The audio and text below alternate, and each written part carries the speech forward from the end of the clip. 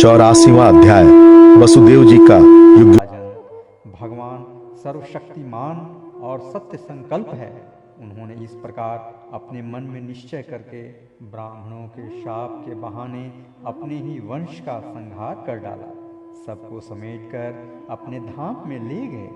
परीक्षित, भगवान की वह मूर्ति त्रिलोकी के सौंदर्य का तिरस्कार करने वाली थी। उन्होंने अपनी सौंदर्य माधुरी से सबके नेत्र अपनी ओर आकर्षित कर लिए थे। उनकी वाणी, उनके उपदेश परम मधुर, दिव्याति दिव्य थे।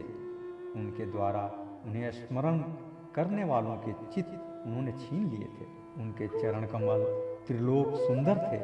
जिसने उनके एक चरण चिन्ह का भी दर्शन कर लिया, उसकी बहिर्मुखता दूर भाग गई। वह कर्म प्रपंच से ऊपर उठकर उन्हीं की सेवा में लग गया।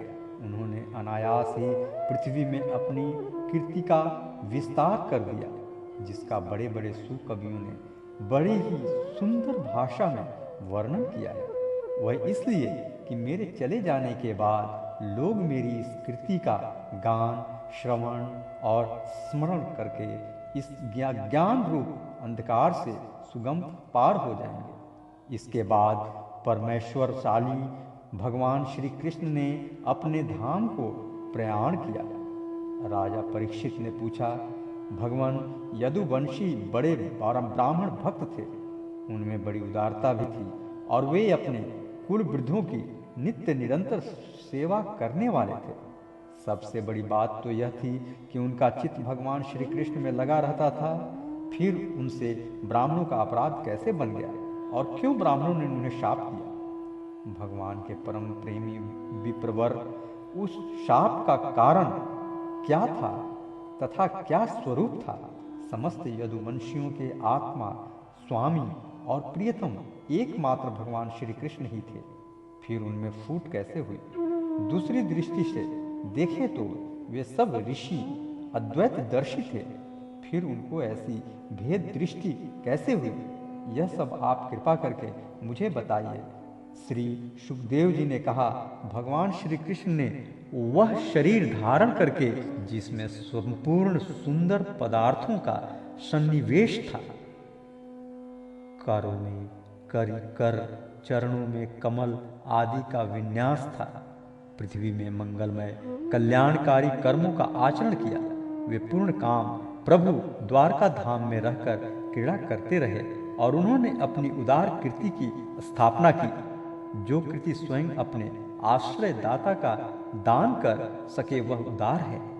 अंत में श्री हरि ने अपने कुल के संहार उपसंहार की इच्छा की, क्योंकि अब पृथ्वी का भार उतरने में इतना ही कार्य शेष रह गया था।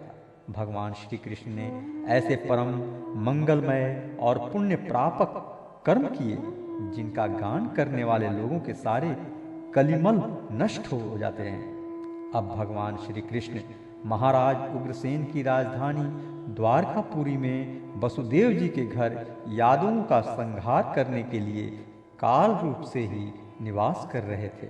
उस समय उनके विदा कर देने पर विश्वामित्र, असित, कण्व, दुर्वासा, भृगु, अंगिरा, कश्यप, वामदेव, अत्रि, वशिष्ठ और नारद आदि बड़े बड़े ऋषि द्वारका के पास ही पिंडारक क्षेत्र में जाकर निवास करने लगे थे। एक दिन यदुवंश के कुछ उदंड कुमार खेलते खेलते उनके पास जा निकले। उन्होंने बनावटी नम्रता से उनके चरणों में प्रणाम करके प्रश्न किया। वे जाम्बवती नंदन सांब को स्त्री के वेश में सजा करके ले गए और कहने लगे, ब्राह्मणों, यह कजरारी आंखों वाली सुंदरी गर्भवती है। यह आपसे एक बात पूछना चाहती है, परंतु स्वयं पूछने में सकुचाती है।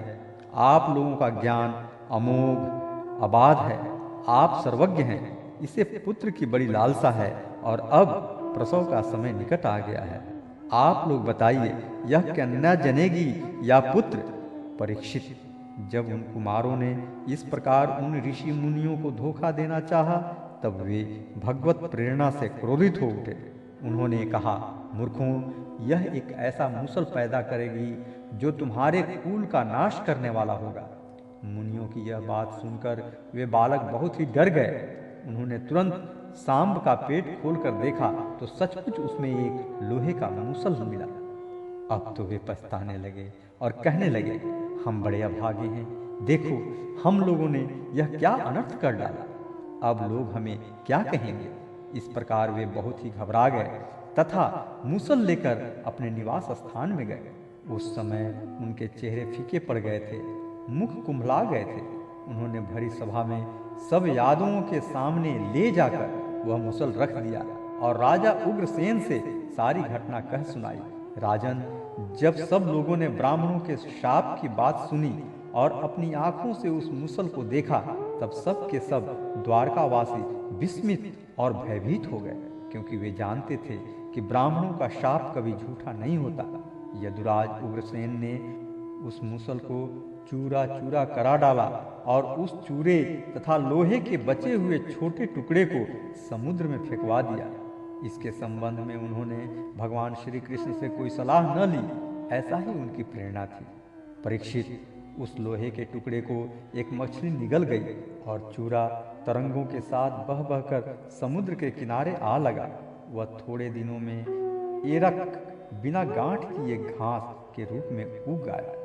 मछली मारने वाले मछुओं ने समुद्र में दूसरी मछलियों के साथ उस मछली को भी पकड़ लिया।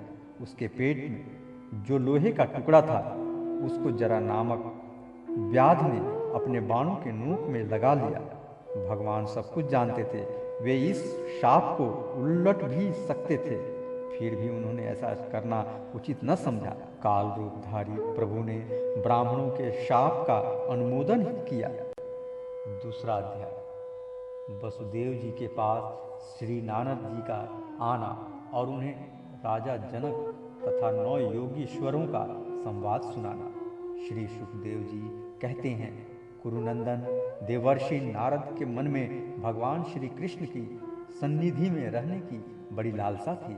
इसीलिए वे श्री कृष्ण के निज बाहुओं से सुरक्षित द्वारका में, जहाँ दक्ष आदि के शाप का कोई भय नहीं था, विदा कर देने पर भी पुनः पुनः आकर प्रायः रहा ही करते थे। राजन, ऐसा कौन प्राणी है जिसे इंद्रियां तो प्राप्त हो और वह भगवान के ब्रह्मा आदि बड़े बड़े देवताओं के भी उपास्य चरण कमलों की दिव्य गंध, मधुर मकरंद रस, अलौकिक रूप, माधुरी, सुकुमार स्पर्श और मंगलमय ध्वनि का सेवन करना न चाहे, क्योंकि यह बेचारा प्राणी सब ओर से मृत्यु से ही घिरा हुआ है।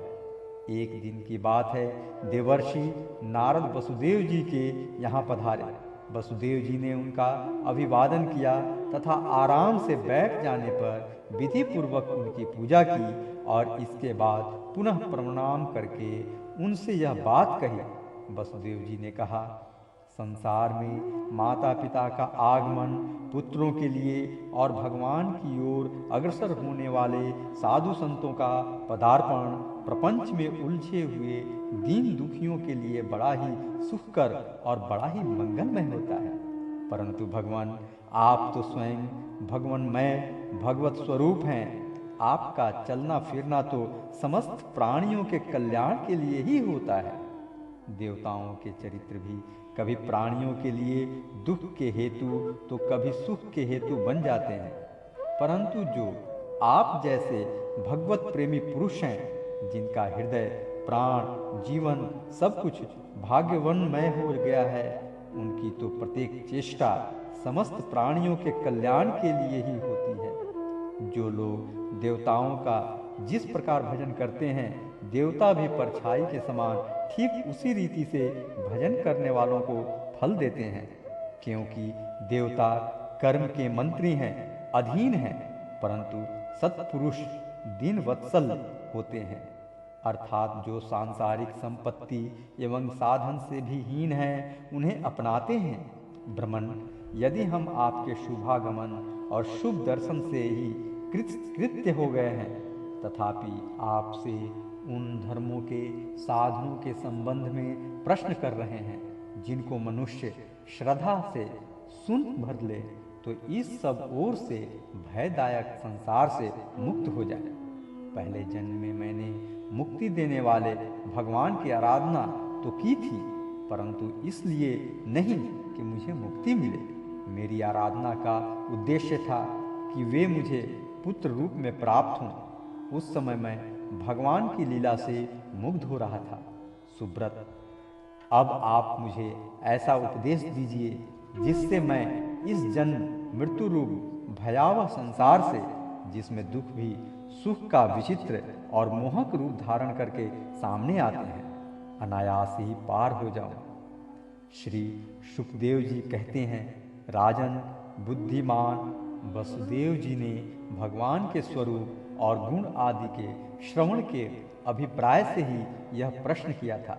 देवर्षि नारद उनका प्रश्न सुनकर भगवान के अचिंत्य अनंत कल्याणमय गुणों के स्मरण में तन्मय हो गए और प्रेम एवं आनंद में भरकर वसुदेव जी से बोले।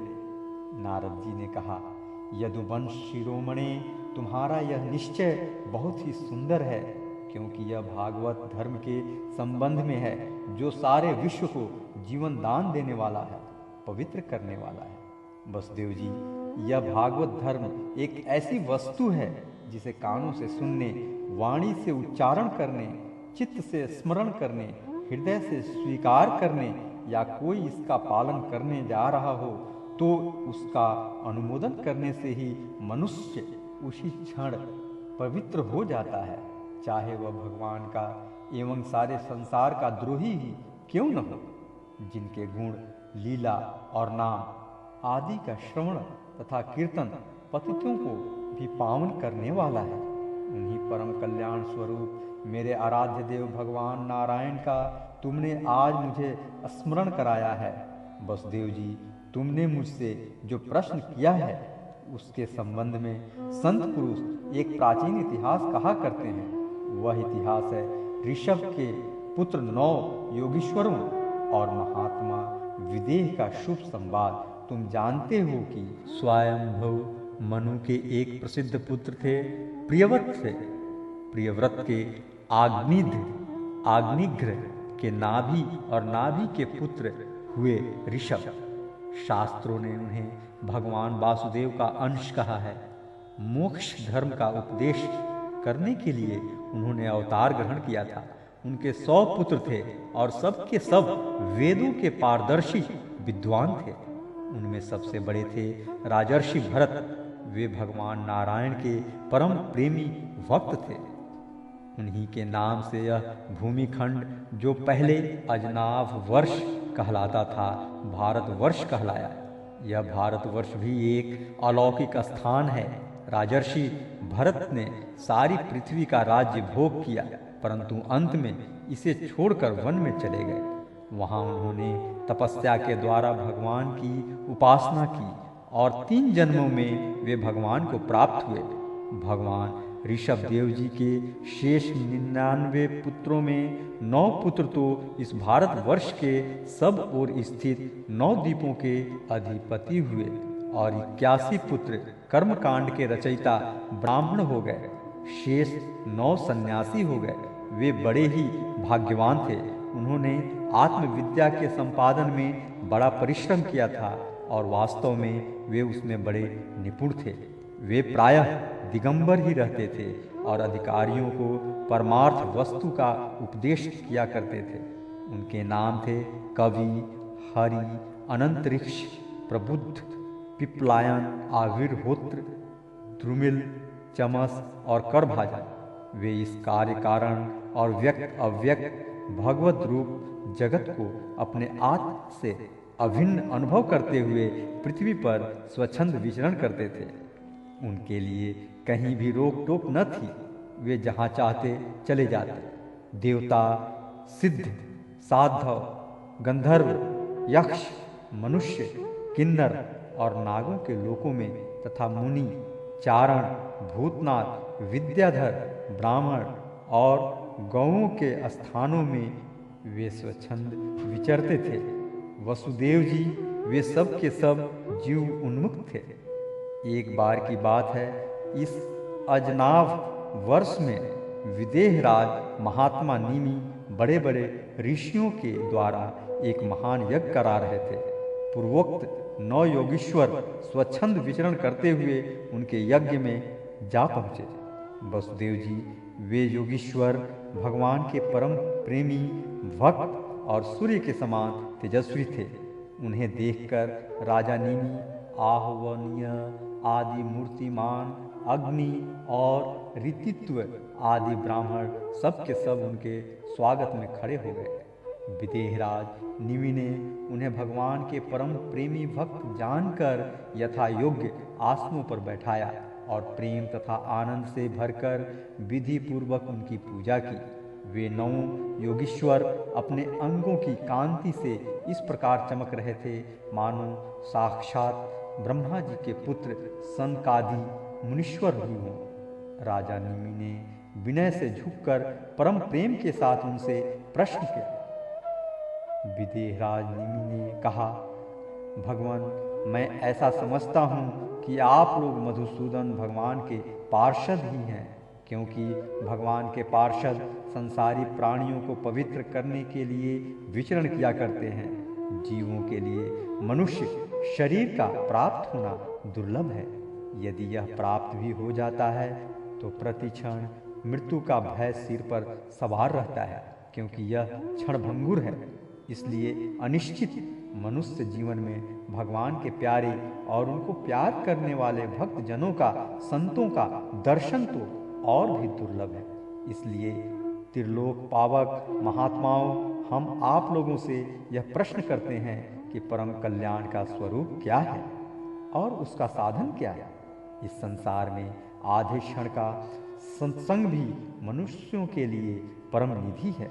योगीश्वरों, यदि हम सुनने के अधिकारी हों तो आप कृपा करके भागवत धर्मों का उपदेश कीजिए, क्योंकि उनसे जन्मादि विकार से रहित एक रस भगवान श्री कृष्ण प्रसन्न होते हैं और उन धर्मों का पालन करने वाले शरणागत भक्तों को अपने आपत का दान कर डालते हैं। देवर्षि नारद जी ने कहा, वसुदेव जी, जब राजा निमि ने उन भगवत प्रेमी संतों से यह प्रश्न किया, तब उन लोगों ने बड़े प्रेम से उनका और उनके प्रश्न का सम्मान किया और सदस्य तथा ऋतित्वों के साथ बैठे हुए राजा निमि से बोले।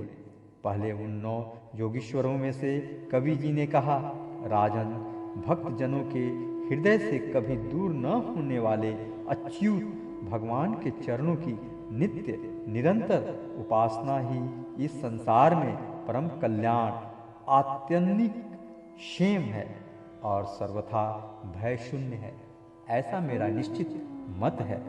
देह, गेह आदि तुच्छ एवं असत पदार्थों में अहंता एवं ममता हो जाने के कारण जिन लोगों की चित्तवृत्ति उद्विग्न हो रही है, उनका भय भी इस उपासना का अनुष्ठान करने पर पूर्णतया निवृत्त हो जाता है। भगवान ने भोले भाले अज्ञानी पुरुषों को भी सुगमता से साक्षात अपनी प्राप्ति के लिए जो उपाय स्वयं श्री मुख से बताए हैं, उन्हें ही भागवत धर्म समझो। राजन, इन भागवत धर्मों का अवलंबन करके मनुष्य कभी विघ्नों से पीड़ित नहीं होता और नेत्र बंद करके दौड़ने पर भी, अर्थात विधि विधान में त्रुटि हो जाने पर भी न तो मार्ग से स्खलित ही होता है और न तो पतित फल से वंचित ही होता है। भागवत धर्म का पालन करने वाले के लिए यह नियम नहीं है कि वह एक विशेष प्रकार का कर्म करे। वह शरीर से, वाणी से, मन से, इंद्रियों से, बुद्धि से, अहंकार से, अनेक जन्मों अथवा एक जन्म की आदतों से स्वभाववश जो जो करे वह सब परम पुरुष भगवान नारायण के लिए ही है। इस भाव से उन्हें समर्पण कर दे। यही सरल से सरल सीधा सा भागवत धर्म है। ईश्वर से विमुख पुरुष को उनकी माया से अपने स्वरूप की विस्मृति हो जाती है और इस विस्मृति से ही मैं देवता हूँ, मैं मनुष्य हूँ, इस प्रकार का भ्रम विषय हो जाता है। इस देह आदि अन्य वस्तु में अभिनिवेश तन्मयता होने के कारण ही बुढ़ापा, मृत्यु, रोग आदि अनेकों भय होते हैं। इसीलिए अपने गुरु को ही आराध्य देव परम प्रियतम मानकर अन्यन्य भक्ति के द्वारा उस ईश्वर का भजन करना चाहिए। राजन, सच पूछो तो भगवान के अतिरिक्त, आत्मा के अतिरिक्त और कोई वस्तु है ही नहीं, परंतु न होने पर भी इसके प्रति इसका चिंतन करने वालों को उसके चिंतन के कारण, उधर मन लगने के कारण ही होता है। जैसे स्वप्न के समय स्वप्न दृष्टा की कल्पना से अथवा जागृत अवस्था में नाना प्रकार के मनोरथों से एक विलक्षण ही दृष्टि दिखने लगती है, इसलिए विचारवान पुरुष को चाहिए कि सांसारिक कर्मों के संबंध में संकल्प विकल्प करने वाले मन को रोक दे, कैद कर ले। बस ऐसा करते ही उसे अभय पद की, परमात्मा की प्राप्ति हो जाएगी। संसार में भगवान के जन्म की और लीला की बहुत सी मंगलमयी कथाएं प्रसिद्ध हैं, उनको सुनते रहना चाहिए। उन गुणों और लीलाओं का स्मरण दिलाने वाले भगवान के बहुत से नाम भी प्रसिद्ध हैं। लाज संकोच छोड़कर उनका गान करते रहना चाहिए। इस प्रकार किसी भी व्यक्ति, वस्तु और स्थान में आसक्ति न करके विचरण करते रहना चाहिए। जो इस प्रकार विशुद्ध व्रत नियम से लेता है, उसके हृदय में अपने परम प्रियतम प्रभु के नाम कीर्तन से अनुराग का, प्रेम का अंकुर उग आता है। उसका चित्त द्रवित हो जाता है। अब वह साधारण लोगों की स्थिति से ऊपर उठ जाता है। लोगों की मान्यताओं, धारणाओं से परे हो जाता है। दंभ से नहीं, स्वभाव से ही मतवाला सा होकर कभी खिलखिलाकर हंसने लगता है तो कभी फूट फूट कर रोने लगता है। कभी ऊंचे स्वर से भगवान को पुकारने लगता है तो कभी मधुर स्वर से उनके गुणों का गान करने लगता है। कभी कभी जब वह अपने प्रियतम को अपने नेत्रों के सामने अनुभव करता है, तब उन्हें रिझाने के लिए नृत्य भी करने लगता है। राजन, यह आकाश, वायु, अग्नि, जल, पृथ्वी, ग्रह, नक्षत्र, प्राणी, दिशाएं, वृक्ष, वनस्पति, नदी, समुद्र, सब के सब भगवान के शरीर हैं। सभी रूपों में स्वयं भगवान प्रकट है। ऐसा समझकर वह जो कोई भी उसके सामने आ जाता है, चाहे वह प्राणी हो या अप्राणी, उसे अनन्य भाव से, भगवत भाव से प्रणाम करता है। जैसे भोजन करने वालों को प्रत्येक ग्रास के साथ ही तुष्टि, तृप्ति अथवा सुख, पुष्टि, जीवन शक्ति का संचार और क्षुधा, निर्वित, ये तीनों एक साथ होते जाते हैं, वैसे ही जो मनुष्य भगवान की शरण लेकर उनका भजन करने लगता है, उसे भजन के प्रत्येक क्षण में भगवान के प्रति प्रेम, अपने प्रेमास्पद प्रभु के स्वरूप का अनुभव और उनके अतिरिक्त अन्य वस्तुओं में वैराग्य, इन तीनों की एक साथ ही प्राप्ति होती है। राजन, इस प्रकार जो प्रतिक्षण एक एक वृत्ति के द्वारा भगवान के चरण कमलों का ही भजन करता है, उसे भगवान के प्रति प्रेममयी भक्ति, संसार के प्रति वैराग्य और अपने प्रियतम भगवान के स्वरूप की स्फूर्ति, ये सब अवश्य ही प्राप्त होते हैं। वह भागवत हो जाता है और जब ये सब प्राप्त हो जाते हैं, तब वह स्वयं परम शांति का अनुभव करने लगता है। राजा निमि ने पूछा, योगीश्वर, अब आप कृपा करके भगवत भक्त का लक्षण वर्णन कीजिए। उसके क्या धर्म है और क्या स्वभाव होता है? वह मनुष्यों के साथ व्यवहार करते समय कैसा आचरण करता है? क्या बोलता है और किन लक्षणों के कारण भगवान का प्यारा होता है? अब 9 योगीश्वरों में से दूसरे हरि जी बोले, राजन, आत्मस्वरूप भगवान समस्त प्राणियों में आत्मा रूप में नियंत रूप से स्थित है, जो कहीं भी न्यूनाधिकता न देखकर सर्वत्र परिपूर्ण भगवत सत्ता को ही देखता है और साथ ही समस्त प्राणी और समस्त पदार्थ आत्मस्वरूप भगवान में ही आधेय रूप से अथवा अध्ययस्पद रूप से स्थित है, अर्थात वास्तव में भगवत स्वरूप ही है।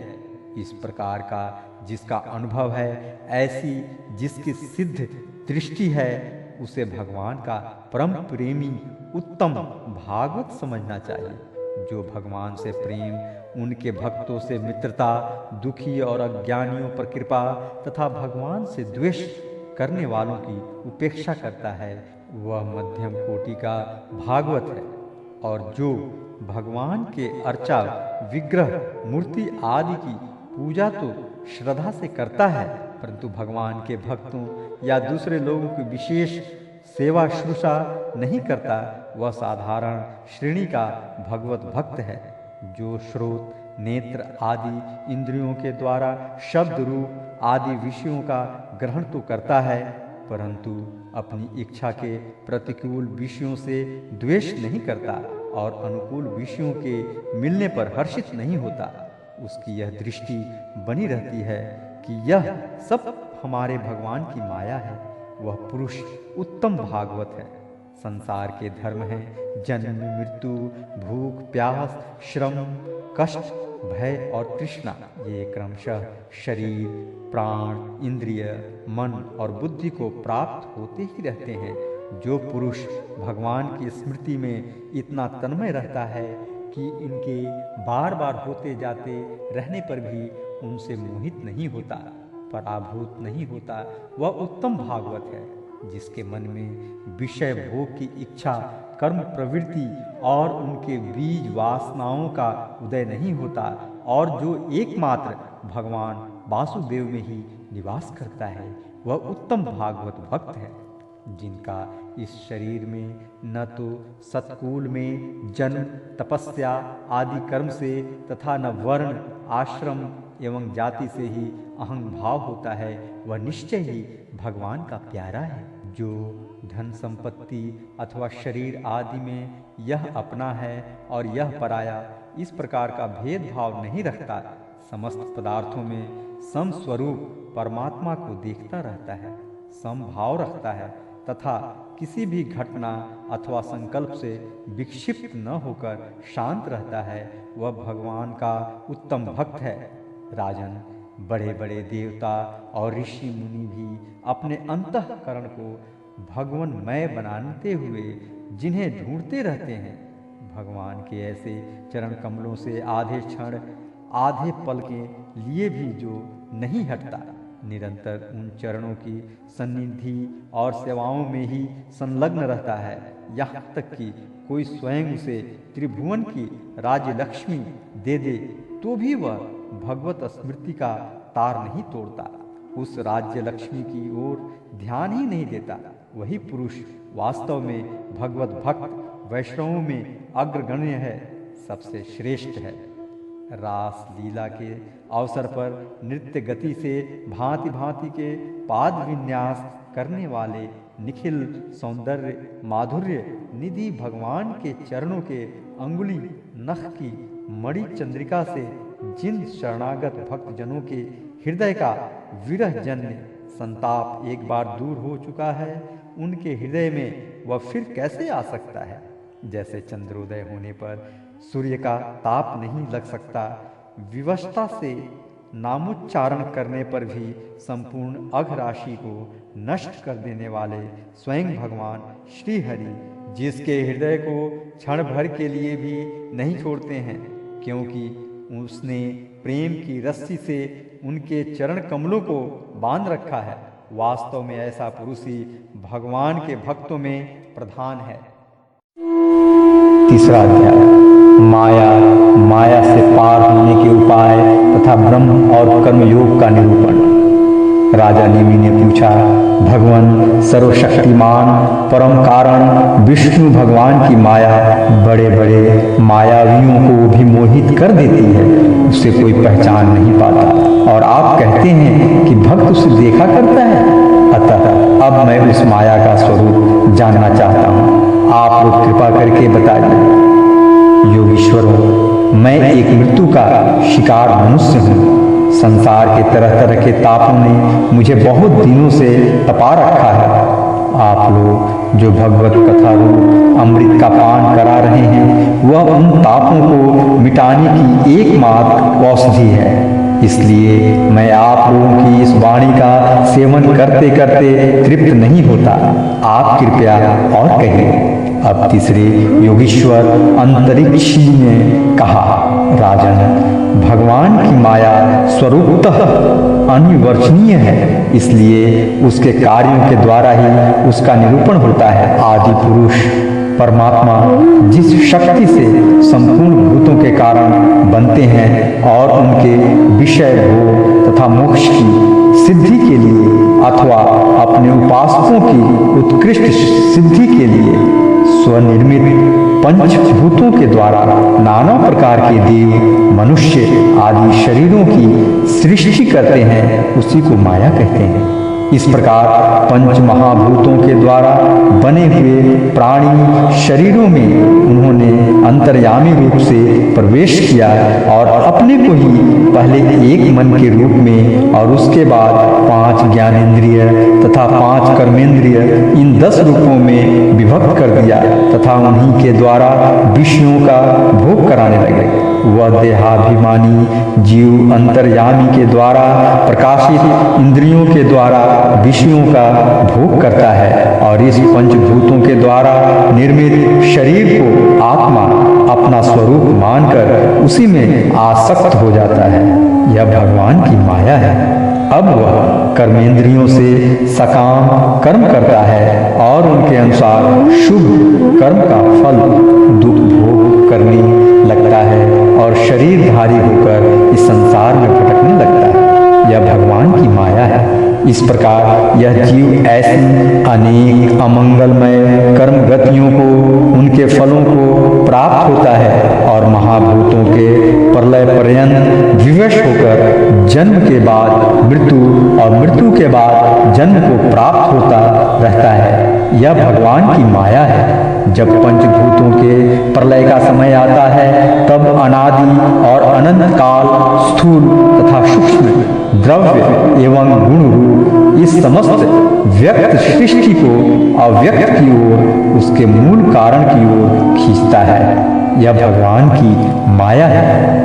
उस समय पृथ्वी पर लगातार 100 वर्ष तक भयंकर सूखा पड़ता है। वर्षा बिल्कुल नहीं होती। प्रलय काल की शक्ति से सूर्य की उष्णता और भी बढ़ जाती है तथा वे तीनों लोगों को तपाने लगते हैं। यह भगवान की माया है। उस समय शेषनाग शंकरषण के मुंह से आग की प्रचंड लपटें निकलती हैं और वायु की प्रेरणा से वे लपटें पाताल लोक से जलाना आरंभ करती हैं तथा और भी ऊंची ऊंची होकर चारों ओर फैल जाती हैं। यह भगवान की माया है। इसके बाद प्रलयकालीन सामवर्तक मेघगण हाथी की सूंड के समान मोटी मोटी धाराओं से 100 वर्ष तक बरसाता रहता है।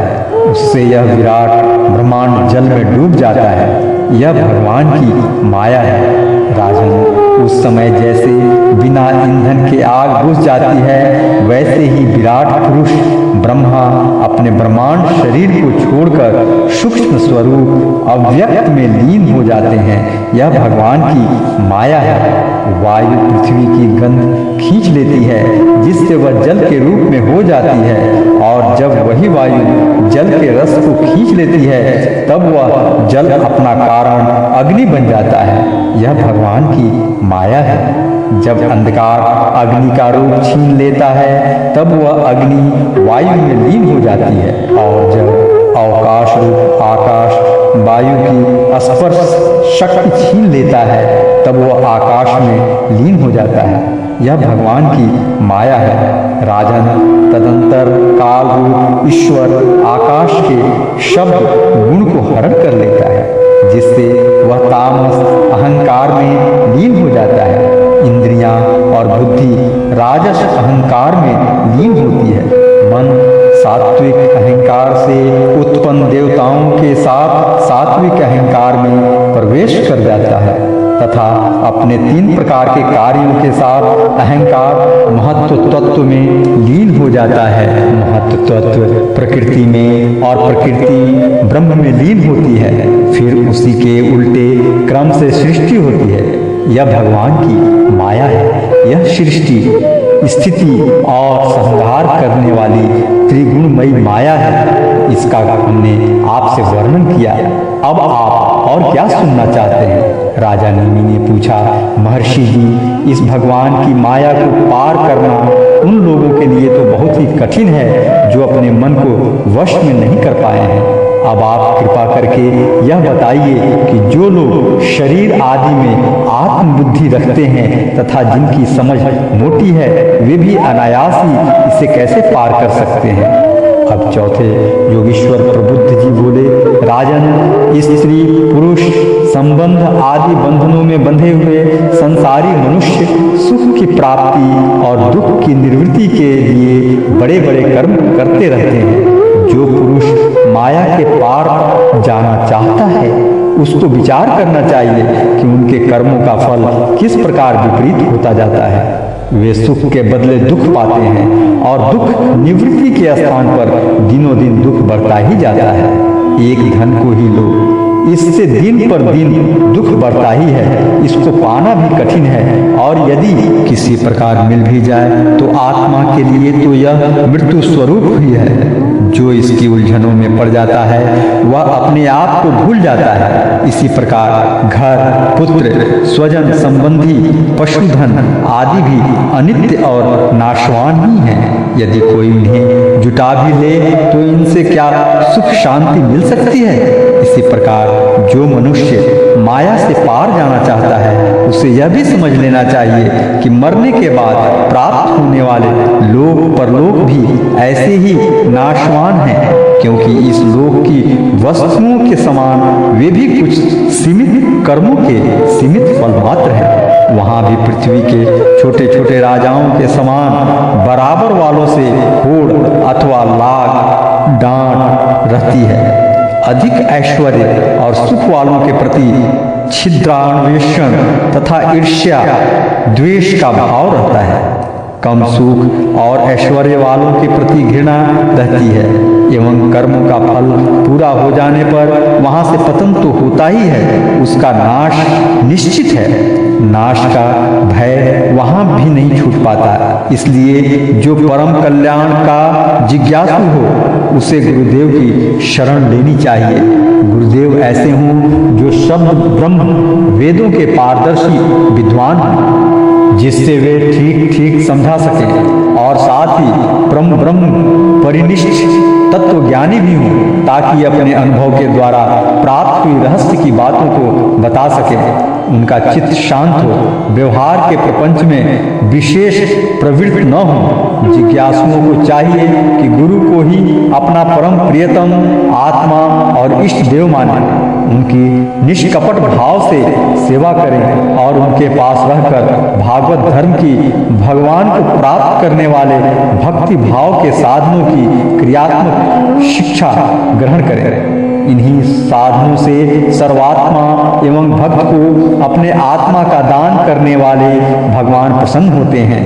पहले शरीर, संतान आदि में मन की अनासक्ति सीखें, फिर भगवान के भक्तों से प्रेम करना चाहिए, यह सीखें। इसके पश्चात प्राणियों के प्रति यथा योग्य दया, मैत्री और विनय की निष्कपट भाव से शिक्षा ग्रहण करें। मिट्टी, जल आदि से बाह्य शरीर की पवित्रता, छल कपट आदि के त्याग से भीतर की पवित्रता, अपने धर्म का अनुष्ठान, सहन शक्ति, मौन, स्वाध्याय, सरलता, ब्रह्मचर्य, अहिंसा तथा शीत उष्ण, सुख दुख आदि द्वंद्वों में हर्ष विषाद से रहित होना सीखें।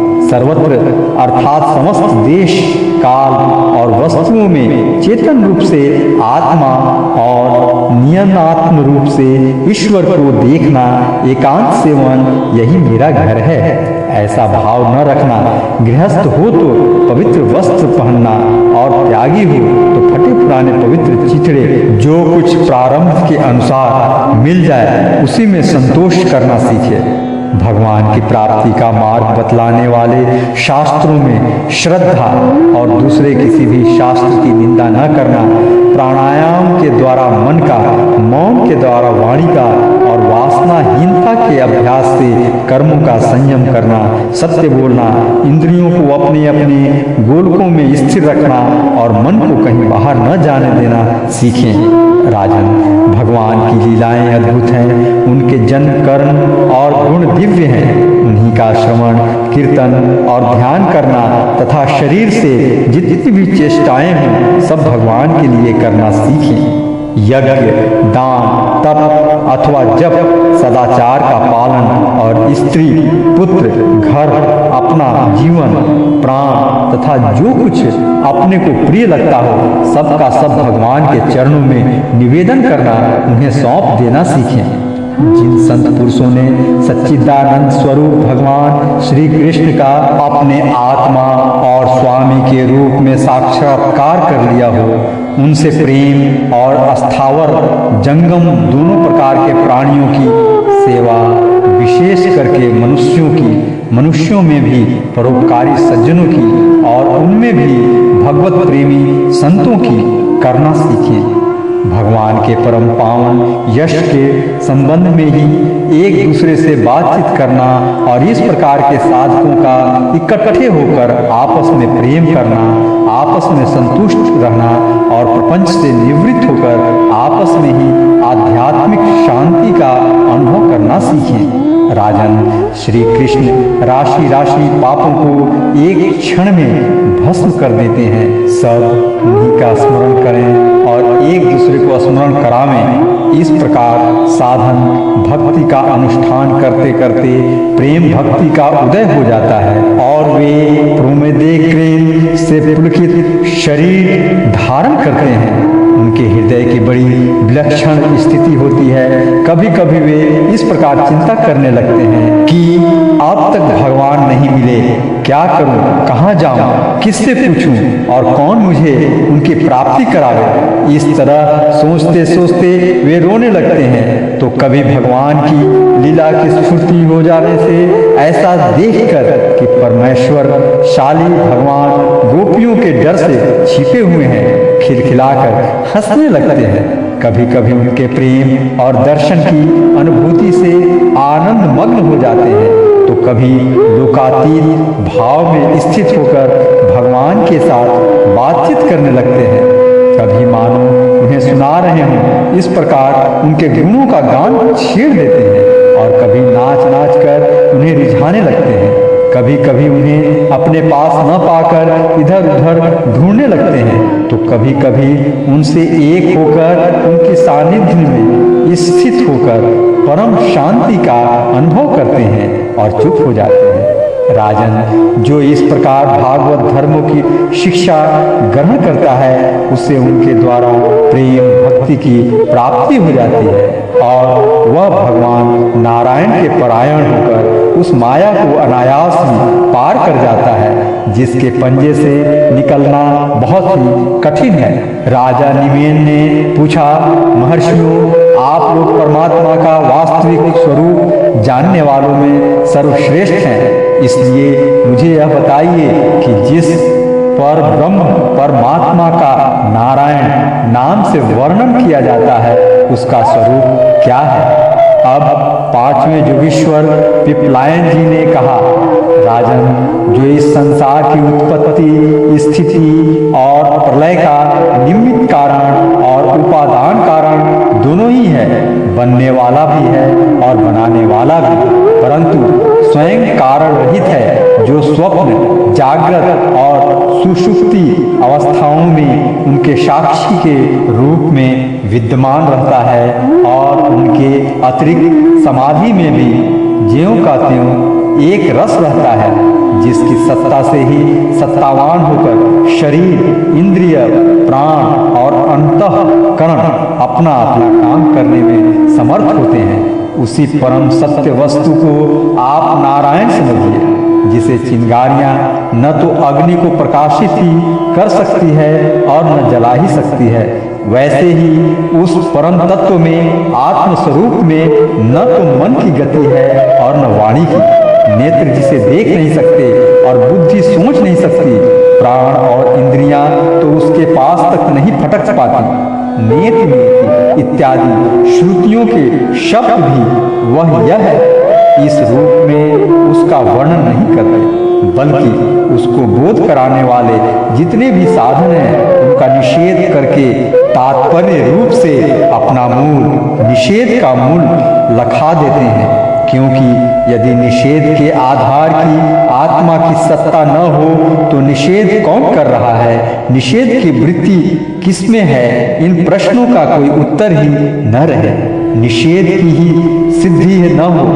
जब सृष्टि नहीं थी तब केवल एक वही था। सृष्टि का निरूपण करने के लिए उसी को त्रिगुणमयी प्रकृति कहकर वर्णन किया गया। फिर उसी को ज्ञान प्रधान होने से महतत्व, क्रिया प्रधान होने से सूत्रात्मा और जीव की उपाधि होने से अहंकार के रूप में वर्णन किया गया। वास्तव में जितनी भी शक्तियां हैं, चाहे वे इंद्रियां हों, अधिष्ठात्री देवताओं के रूप में हों, चाहे इंद्रियों के, उनके विषयों के अथवा विषयों के प्रकाश के रूप में हो, सब का सब वह ब्रह्म ही है। क्योंकि ब्रह्म की शक्ति अनंत है। कहाँ तक कहूँ, जो कुछ दृश्य अदृश्य कार्य कारण सत्य और असत्य है, सब कुछ ब्रह्म है। इससे परे जो कुछ है वह भी ब्रह्म ही है। वह ब्रह्म स्वरूप आत्मा न तो कभी जन्म लेता है और न मरता है, वह तो बढ़ता है और न घटता ही है। जितने भी परिवर्तनशील पदार्थ हैं, चाहे वे क्रिया, संकल्प और उनके अभाव के रूप में ही क्यों न हो, सबकी भूत, भविष्य और वर्तमान सत्ता का वह साक्षी है। सब में है, देश, काल और वस्तु से अपरिच्छिन्न है, अविनाशी है। वह उपलब्धि करने वाला अथवा उपलब्धि का विषय नहीं है, केवल उपलब्धि स्वरूप ज्ञान स्वरूप है। जैसे प्राण तो एक ही रहता है, परंतु स्थान भेद से उसके अनेक नाम हो जाते हैं, वैसे ही ज्ञान एक होने पर भी इंद्रियों के सहयोग से उसमें अनेकता की कल्पना हो जाती है। जगत में 4 प्रकार के जीव होते हैं। अंडा फोड़कर पैदा होने वाले पक्षी, सांप आदि, नाल में बंधे पैदा होने वाले पशु, मनुष्य, धरती फोड़कर निकलने वाले वृक्ष, वनस्पति और पसीने से उत्पन्न होने वाले खटमल आदि। इन सभी जीव शरीरों में प्राण शक्ति जीव के पीछे लगी रहती है। शरीरों के भिन्न भिन्न होने पर भी प्राण एक ही रहता है। सुषुप्ति अवस्था में जब इंद्रियां निश्चेष हो जाती हैं, अहंकार भी सो जाता है, लीन हो जाता है, अर्थात लिंग शरीर नहीं रहता। उस समय यदि कूटस्थ आत्मा भी न हो तो इस बात के पीछे से स्मृति ही कैसे हो कि मैं सुख से सोया था। पीछे होने वाली यह स्मृति ही उस समय आत्मा के अस्तित्व को प्रमाणित करती है। जब भगवान कमला नभ के चरण कमलों को प्राप्त करने की इच्छा से तीव्र भक्ति की जाती है, तब वह भक्ति ही अग्नि की भांति गुण और कर्मों से उत्पन्न हुए चित्त के सारे मलों को जला डालती है। जब चित्त शुद्ध हो जाता है तब आत्म तत्व का साक्षात्कार हो जाता है। जैसे नेत्रों के निर्विकार हो जाने पर सूर्य के प्रकाश की प्रत्यक्ष अनुभूति होने लगती है। राजा नेमि ने पूछा, जो विश्वरों, अब आप लोग हमें कर्म योग का उपदेश कीजिए, जिसके द्वारा शुद्ध होकर मनुष्य शीघ्रातिशीघ्र परम नैष्कर्य अर्थात कर्तृत्व, कर्म और कर्म फल की निवृत्ति करने वाला ज्ञान प्राप्त करता रहता है। एक बार यही प्रश्न मैंने अपने पिता महाराज इक्ष्वाकु के सामने ब्रह्मा जी के मानस पुत्र सनकादि ऋषियों से पूछा था, परंतु उन्होंने सर्वज्ञ होने पर भी मेरे प्रश्न का उत्तर न दिया। इसका क्या कारण था? कृपा करके मुझे बताइए। अब छठे योगीश्वर अविर्भुत्र जी ने कहा, राजन, कर्म, अकर्म और विकर्म ये तीनों एकमात्र वेद के द्वारा जाने जाते हैं। इनकी व्यवस्था लौकिक रीति से नहीं होती। वेद अपौरुषेय है, ईश्वर रूप है, इसलिए उनके तात्पर्य का निश्चय करना बहुत कठिन है। इसी से बड़े बड़े विद्वान भी उनके अभिप्राय का निर्णय करने में भूल कर बैठते हैं।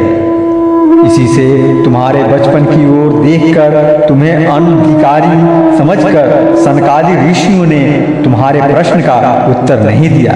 यह वेद परोक्षवादात्मक है। यह कर्मों की निवृत्ति के लिए कर्म का विधान करता है। जैसे बालक को मिठाई आदि का लालच देकर औषध खिलाते हैं, वैसे ही यह अभिज्ञानों को स्वर्ग आदि का प्रलोभन देकर श्रेष्ठ कर्म में प्रवृत्त करता है। जिसका अज्ञान निवृत्त नहीं हुआ है, जिसकी इंद्रियां वश में नहीं है, वह यदि मनमाने ढंग से वेदोक्त कर्मों का परित्याग कर देता है तो वह विहित कर्मों का आचरण न करने के कारण विकर्म रूप अधर्म ही करता है। इसलिए वह मृत्यु के बाद फिर मृत्यु को प्राप्त होता है। इसीलिए फल की अभिलाषा छोड़कर और विश्वात्मा भगवान को समर्पित कर जो वेदोक्त कर्म का ही अनुष्ठान करता है, उसे कर्मों की निवृत्ति से प्राप्त होने वाली ज्ञान रूप सिद्धि मिल जाती है। जो वेदों में स्वर्गादि रूप फल का वर्णन है, उसका तात्पर्य फल की सत्यता में नहीं है, वह तो कर्मों में रुचि उत्पन्न कराने के लिए है। राजन, जो पुरुष चाहता है कि शीघ्र से शीघ्र मेरे ब्रह्म स्वरूप आत्मा की हृदय ग्रंथि में मैं और मेरे की कल्पित गांठ खुल जाए, उसे चाहिए कि वह वैदिक और तांत्रिक दोनों ही पद्धतियों से भगवान की आराधना करे। पहले सेवा आदि के द्वारा गुरुदेव की दीक्षा प्राप्त करे, फिर उनके द्वारा अनुष्ठान की विधि सीखे। अपने को भगवान की जो मूर्ति प्रिय लगे, अभीष्ट जान पड़े, उसी के द्वारा पुरुषोत्तम भगवान की पूजा करे। पहले स्नान आदि से शरीर और संतोष आदि से अंतःकरण को शुद्ध करे। इसके बाद भगवान की मूर्ति के सामने बैठकर प्राणायाम आदि के द्वारा भूत शुद्धि नाड़ी शोधन करे।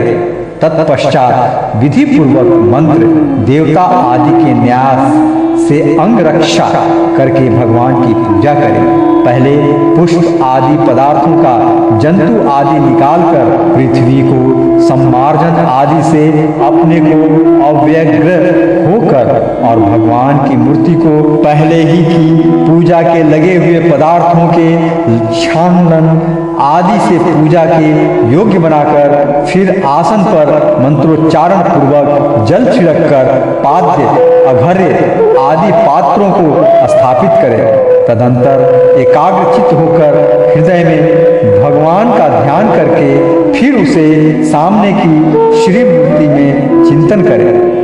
तदंतर हृदय, सिर, शिखा इत्यादि मंत्रों से न्यास करें और अपने इष्ट देव के मूल मंत्र के द्वारा देश काल आदि के अनुकूल प्राप्त पूजा सामग्री से प्रतिमा आदि में अथवा हृदय में भगवान की पूजा करें।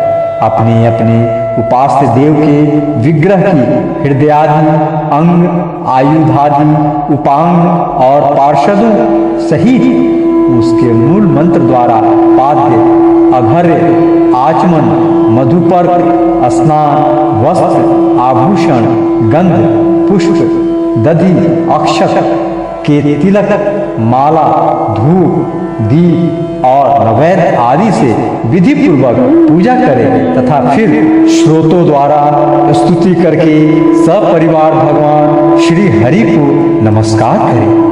अपने आप को भगवानमय ध्यान करते हुए भी भगवान की मूर्ति का पूजन करना चाहिए। निर्माल्य को अपने सिर पर रखे और आदर के साथ भगवद्विग्रहों को यथा स्थान स्थापित कर पूजा समाप्त करनी चाहिए। इस प्रकार जो पुरुष अग्नि, सूर्य, जल, अतिथि और अपने हृदय में आत्मरूप श्री हरि की पूजा करता है, वह शीघ्र ही मुक्त हो जाता है।